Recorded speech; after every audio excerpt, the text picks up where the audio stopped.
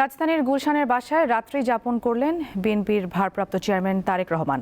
বৃহস্পতিবার রাত 8:30টার পর তিনি গুলশান এভিনিউয়ের 196 নম্বর বাড়িতে পৌঁছান। সেখানেই পরিবার নিয়ে অবস্থান করছেন তিনি। এর পাশেই ফিরোজা নামের বাড়িটি তার মা খালেদা জিয়ার বাসভবন।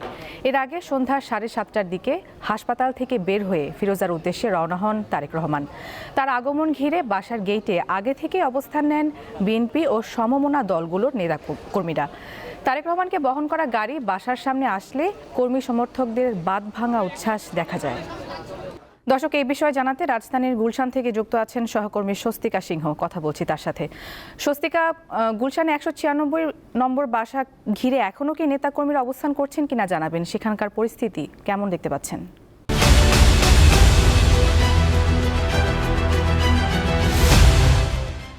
নুজহাত, ঠিক এই সকাল বেলাও এবং এই শীত উপেক্ষা করেও কিছু নেতাকর্মীরা গুলশানের বাসার সামনে আসতে শুরু করেছেন এবং ঠিক 196 নম্বর বাসায়, যে বাসাটায় তারেক রহমানের জন্য তৈরি হয়েছিল, সেই বাসাটাতেই কিন্তু উনি রাত্রি যাপন করেছেন এবং সেই বাসার সামনের দৃশ্যটি একটু দেখানোর চেষ্টা করছি। বাসার সামনে কিন্তু এখনও সেই সবার আগে বাংলাদেশ লেখা গাড়িটি রয়েছে এবং তার পাশাপাশি কিন্তু আইন শৃঙ্খলা বাহিনীর সদস্যরা এবং বিএনপির ভারপ্রাপ্ত চেয়ারম্যান তারেক রহমানের যে নিরাপত্তা কর্মীরা রয়েছে, সেই নিরাপত্তা কর্মীরা কিন্তু ঠিক এই গুলশান যে সড়কটি, ওই তার বাসার সামনে সড়কটিতে কিন্তু ঠিক কঠোর নিরাপত্তা দিয়ে রেখেছেন এবং কিছু ব্যক্তিগত গাড়ি ওই বাসার সামনে দিয়ে যাতায়াতের সুযোগ রয়েছে।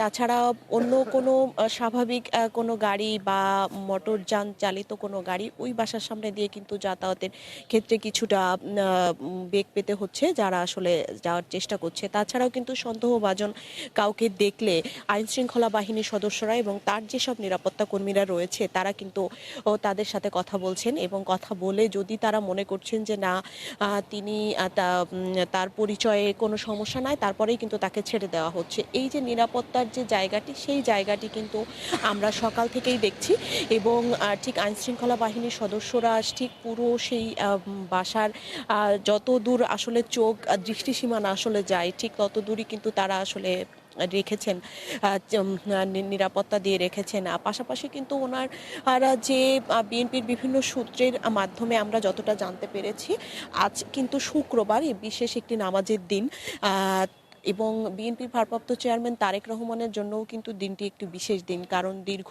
1.5 যুগ তিনি বিদেশে এই নামাজটি হয়তো আদায় করেছেন, কিন্তু দেশের মাটিতে এই প্রথম কিন্তু উনি নামাজ আদায় করবেন এবং সেই বিষয়টি কিন্তু বিএনপির বিভিন্ন সূত্র বলছে যে গুলশানের একটি মসজিদে তিনি এই জুম্মার নামাজের যে নামাজ, সেই নামাজটি আদায় করবেন এবং সেই নামাজ আদায়ের জন্য কিন্তু উনি বেলা 12টার দিকে বাসা থেকে বের হবেন বলে আমরা বিভিন্ন সূত্রে জানতে পেরেছি এবং তারপরে কিন্তু ওনার যে কর্মসূচি রয়েছে, সেই কর্মসূচি অনুযায়ী কিন্তু সর্বপ্রথম কিন্তু উনি যে বাবার যে কবর রয়েছেন, সেই কবর জিয়ারতের উদ্দেশ্যে যাবেন, কারণ এই দীর্ঘ 1.5 যুগ ওনার বাংলাদেশের মাটি, বাংলাদেশের মা, সব কিছু যেমন তার জন্য ঠিক আবেগের একটি জায়গা, ঠিক তেমনই কিন্তু এই বিএনপির যে কাণ্ডারি, বিএনপির যে প্রতিষ্ঠাতা শহীদ এবং তার যে বাবা শহীদ প্রেসিডেন্ট জিয়াউর রহমান, তার সমাধিতে কিন্তু তিনি ঠিক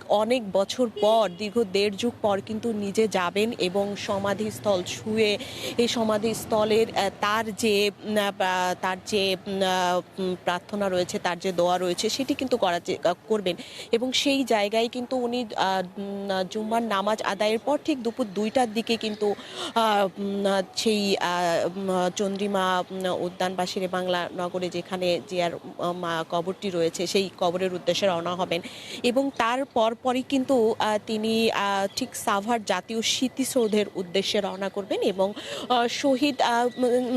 শহীদ যারা মুক্তিযোদ্ধা রয়েছে, সেই মুক্তিযোদ্ধাদের